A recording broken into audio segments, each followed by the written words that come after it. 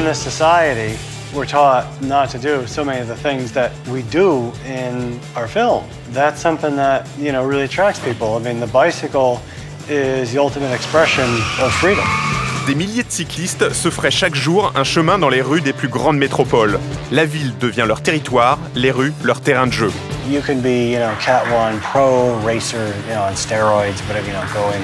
If you don't have the street skills to be able to get through traffic, you're not going to do well at all in LA Cat. La vitesse, l'adrénaline, la compétition, voilà ce qui fait vibrer ces mordus de vélo urbain. Être coursier, c'est un peu un mode de vie. Il faut être un peu, ouais, pas taré, mais il faut être un peu foufou, ouais, dans sa tête. Main thing is watch out for the cars. Watch out for the cops. En selle, avec les fous du guidon.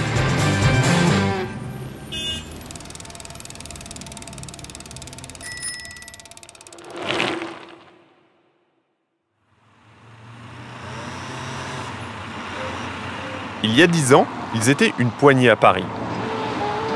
Aujourd'hui, ils sont des centaines dans les rues de la capitale. Les coursiers à vélo font partie du paysage urbain. Yves Barjot est l'un d'entre eux. Coursier en vélo, bah, ça consiste à ramasser des plis, des enveloppes, enfin des petits cartons, des colis, à n'importe quel endroit de Paris, donc chez des avocats, dans des banques, chez des particuliers, et aller livrer à un autre endroit, aller livrer en temps et en heure. Hein. Chaque jour, il parcourt plusieurs dizaines de kilomètres. Au minimum, tu peux en faire, je dirais, 60, 70. Après, ça dépendra des courses que tu peux avoir. Et après, tu peux monter à 140. J'ai déjà fait 140, 150 km dans la journée. La moyenne, après, c'est 90, 100 km par jour. Comme Yves, de plus en plus de cyclistes participent, en plus de leur métier, à des courses. Dans cette communauté, on a ses propres compétitions et ses champions. Pour savoir qui est le meilleur, il y a d'abord le championnat du monde. Yves, l'un des favoris parisiens, y participait en août à Paris justement. Aujourd'hui, c'est les championnats du monde des coursiers à vélo. C'est les 24e organisés. Et donc du coup, bah, c'est un peu important parce qu'il y a quand même 500 ou 600 gars. Donc ce serait bien de représenter un peu les Français, même si c'est chez nous. Puis essayer de mettre au moins un Français sur le podium. Donc là c'est bon, prêt au départ? Prêt au départ, hein. J'ai tout préparé. Hein. Le Garmin, la map, ma plaque de cadre. La plaque sur le sac, il faut toujours la mettre aussi. Et qu'est-ce qui figure sur la map exactement? Sur la map, tu as les checkpoints. Après, tu as des sens particuliers. Si tu prends pas le bon sens, bah, tu es disqualifié. Lors de ce championnat, on prend la mesure du phénomène, car il attire des cyclistes venus du monde entier. My name is Taylor. I'm from the United States and I ride in San Francisco. Hi, ich bin Silja und ich komme aus Deutschland. Soy de Ecuador y trabajo como mensajero en Madrid. Jag jobbar i Stockholm, cyklar på gatorna. Peter です。Yokohama から来ました。Soy Mario, fare Sperm. Hola, me llamo Iván. Vengo de Madrid y trabajo en Madrid como mensajero. L'occasion annuelle pour cette solide culture souterraine de s'afficher au grand jour. Ils aiment le vélo, la ville, la compétition et la fête. Et cela compte autant que l'épreuve phare, la main race. Alors dans les championnats du monde des coursiers, donc bah, tu as la main race, donc c'est la course principale. Donc on te donne une feuille avec des checkpoints à réaliser. Donc c'est un circuit fermé. C'est celui qui ramènera, qui fera tous les checkpoints le plus vite possible. Tu ramasses des plis à un endroit, tu les livres. Tu fais 50 bornes de main race, mais genre, t'es fatigué comme 3 jours de vélo. De bons cyclistes, pas forcément coursiers, vont également prendre le départ de la course.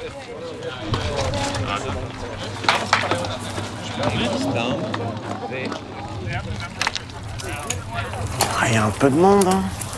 Je suis par là, je suis par là. Et là, ça va se dérouler comment le départ?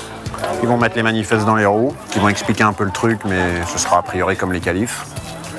Puis ça sera parti, hein. Ça va faire go et puis ça va sauter par-dessus les vélos.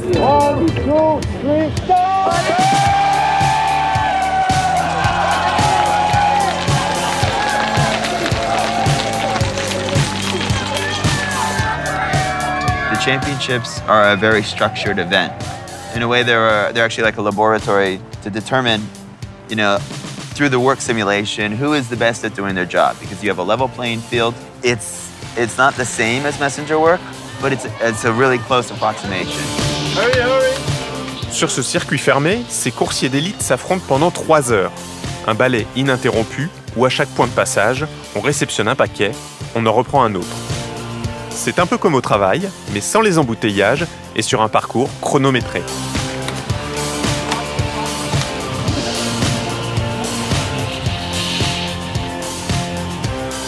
Kevin Bolger, coursier new-yorkais depuis 1992, observe cela en vieil habitué. This is my 13th Messenger World Championships. The first one I went to was 1995 in Toronto. I fell in love with the community, and it's just for me, it's a great job because it doesn't feel like I'm working. I'm riding my bike. La course est en réalité secondaire. Comme lui, la plupart sont là pour s'amuser et partager des codes communs. I mean, for me, it's just seeing people who love to ride their bikes, and we all do the same job in different places, so it's fun to see how the differences are, but also we all love the same thing, mostly, drinking lots of beer and stuff like that, Kevin fait partie de ces coursiers à vélo qui ont débuté dans les années 90. À l'époque, être cycliste en ville était sportif, mais dans un autre genre. How do you use a big locker like that? For me, it's easier because it means you can lock anywhere. If you come to a big pole, you can lock to a big pole or any kind of fence. When I started Messenger in the 90s, bike theft was a big popular deal, and to have the chain in the 90s means your bike's less chance of it getting stolen. And also, back then in the city, cyclists had to really fight for their space on the street. So I always thought when a cabbie sees me with the chain around my waist, he knows I'm not messing around. So if he sees the chain, if we get into trouble with each other, the chain comes off, and what you gonna do, Après 3 heures de course intense, faites de sprint et d'arrêts incessants, les cyclistes ont enfin le meilleur d'entre eux. C'est un Allemand qui devient le très officiel champion du monde des coursiers. We've got the world champion!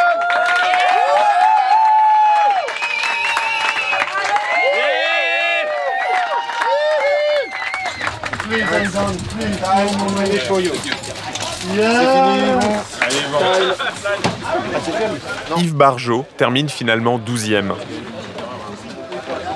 Mais il existe des courses beaucoup plus sauvages, les Alley-Cat. Nées à Toronto au début des années 90, elles se déroulent en pleine rue et s'affranchissent des règles de circulation. Kevin Bolger les connaît bien, c'est lui qui les a introduites à New York. When I went to the World Championships the first time in 95 in Toronto, there was no subculture in New York with alley cats or whatever, but it inspired me to throw an alley cat in New York. So the first one in the 90s was Halloween 1995. When I was doing it in New York, all the messengers were saying, "Why are you doing this? This is crazy. Someone's gonna get killed." And I said to them, "Look, they're doing it all over the world, and we're already getting killed for work. Why not do this for fun too?" À travers le monde, toutes les semaines, des Alley-Cat ont lieu. Le principe est simple. Un point de rassemblement en ville, un signal de départ et une liste d'adresses à rejoindre le plus rapidement possible. There's always the fight who's the best messenger. You have the ones who go the most kilometers or does most money or whatever, yeah? But it depends on the company you go. But in the Alley-Cat, yeah, that's also where it comes from. You can see who's the best messenger. Cette forme débridée séduit des cyclistes souvent jeunes et de plus en plus nombreux. Ils y revendiquent l'autonomie et une certaine réappropriation de la ville. Exemple à Berlin fin septembre, dans un parc à la tombée de la nuit. There's an Alley-Cat tonight. It's hosted by Meshpack. And as you can see, lots of friends gather to race against each other and together. So it's part fun, part serious business, no? Qu'ils soient coursiers, novices, jeunes cyclistes ou curieux, ils sont près de 80 à être présents ce soir-là. Well, people come, say their name, and I write it down, and then they pay like what they want to participate. Jack, how's Glasgow? Oh, how's Glasgow?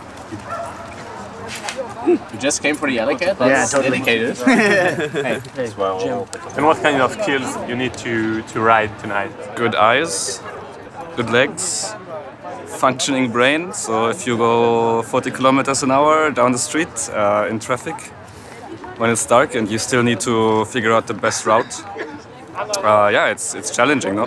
Further up than the tree over there.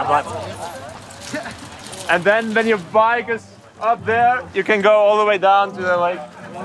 Today I don't know if I can go for the podium because I'm super hungover from yesterday. It's part of the mess life, I think. So yeah. 5 adresses dans Berlin doivent être ralliées. L'itinéraire le plus court pour le faire est d'une 40aine de kilomètres. So what are you doing right now? I put the manifest where the addresses are written down onto the bikes. And yeah, we're going to start in a couple of minutes.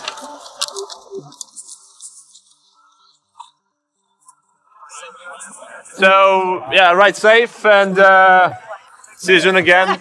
3, 2, 1, go! I also think like the start is always like the most exciting moment. It's like everyone is like so pumped up and like rushing through it. Une Alley-4 n'est pas seulement une course de vitesse. Elle exige aussi de la réflexion pour décider du trajet le plus efficace. Ensuite, les qualités de pilote font le reste. Feel good!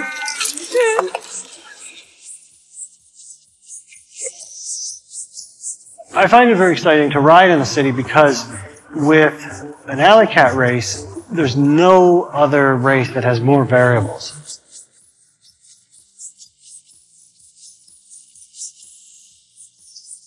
This is the funnest, most challenging, most variables, best and fastest too. We go 50, 60 miles an hour, you know, faster, you name it, because we're grabbing onto trucks and cars and whatever. So it's also the fastest racing you can do. Cette Alley-4 est une sorte d'immense course d'orientation qui a lieu secrètement dans la capitale allemande.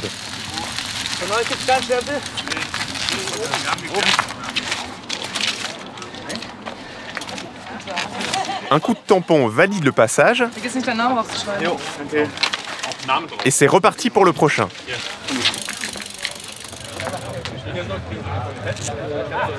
Après 1h30 et quelques douleurs musculaires, Max remporte la course du soir. I guess, like I said before, I found the right lanes and I killed myself in the process. Hey Sibi! Letzten Schlag. Glückwunsch. Aber nah dran. Ich bin mal gespannt, was Durchschnitt sagt, der Strava. Moin! This time it was only about ballern, so going really fucking fast all the fucking time. And yeah, I got lucky, no accidents, no cops, so yeah, it was great.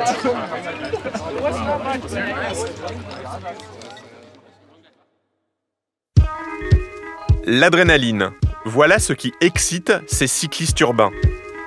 Animés d'un fort sentiment de liberté, ils aiment par-dessus tout en profiter en groupe. Pour eux, rouler en ville, c'est un choix et c'est pour exister.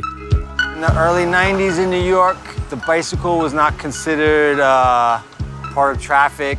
I started in 92 and it was like you almost had to be ready to fight to ride your bicycle because there was no bike lanes and only bike messengers were riding their bikes and maybe some kind of crazy people. It was kind of considered crazy to be on your bike. The city was really wild. Les rues sont le meilleur endroit pour prendre du plaisir. Pour ces cyclistes, à New York comme ailleurs, l'excitation tient en un mot. Traffic. That's the most fun part. I don't know, just weaving in and out. That's the best. Because it's like, I don't know, it's kind of sketchy. It's dangerous. If you want to, you can actually put your hand out to make sure that they can stop. Or if you want to, you can skid to the car, like hold onto the car and go fast as they go. It's awesome. I love this. It's like a rush that I never had in my life. Everybody's is fighting at the same time to get everywhere, but it's so big but so cluttered. Right. So us being cyclists, it's not making the job easy, but it is making our job fun. Cette communauté, Lucas Brunel la suit depuis 20 ans. Il l'a vu se populariser, mais la base n'a pas changé. A lot of people that I knew in the 90s, messengering did it because they thought it was just awesome to be on a bicycle, get paid, to ride around all day. And it's the same today. I mean, people love the job. That's the thing about this is that, they not only love the job, but they're, constantly competing, when the job is done and going on rides and everything. So, I mean, they're more dedicated than any profession, probably. Au milieu des années 80, une poignée de coursiers a fait de son métier un embryon de communauté. Aux États-Unis, plusieurs villes voient émerger ces cyclistes d'un nouveau genre, revendiquant leur liberté à New York ou à San Francisco. Who told you San Francisco? It's New York. It's really, no, really though. It's not for me, it was before my time. I was not born.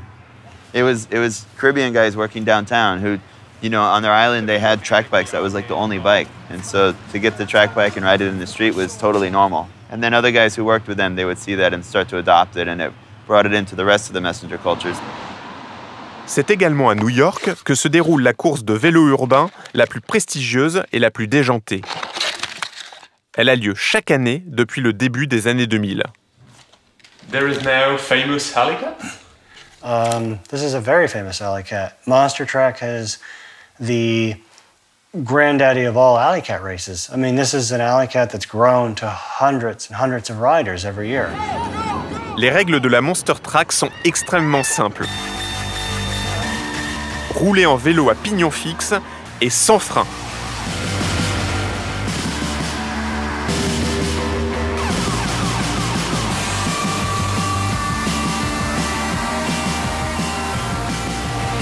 Monster Track New York City is to alley cats as Tour de France is to bike racing. It wasn't the first, but it certainly is now the biggest, and it's certainly major street credit if you win a race like that. I mean, if you win Monster Track, that's huge. I mean, that's mad respect. Le succès de la Monster Track illustre cet engouement. Ces courses séduisent aujourd'hui un public plus large qui dépasse l'univers des coursiers.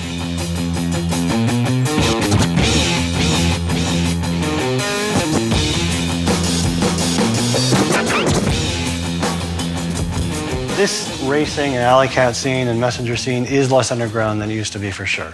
You'd have to really know people in the underground, and there's not as much underground now as there used to be. That's a problem, but the races have attracted a lot more people recently than just messengers. They've attracted urban riders and commuters and professional riders and people that are getting into riding. There's been a trend in alley cats where an organizer wants to throw an alley cat, and they will just do a sheet of checkpoints, and you have to take a selfie at them.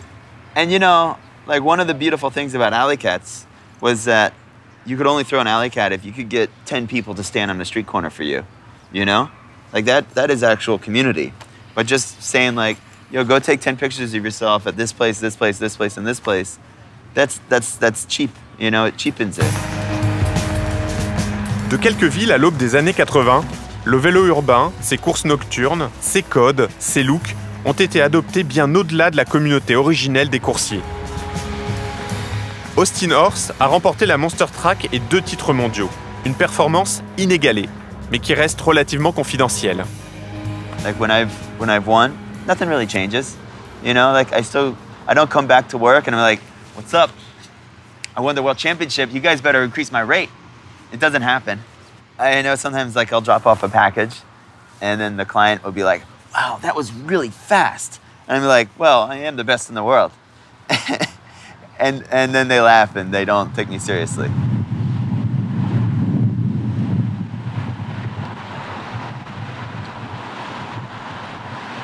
It's a good feeling to be the best in the world at something. It's crazy. Your status attracts sponsors? Yeah, I guess so. I mean, honestly, yeah, probably. You wear a Red Bull shirt? Yeah, they came to me, though, a long time ago. Okay. Yeah. No, I mean, they sponsored me before I had titles like that. That's not true. I've had other, whatever.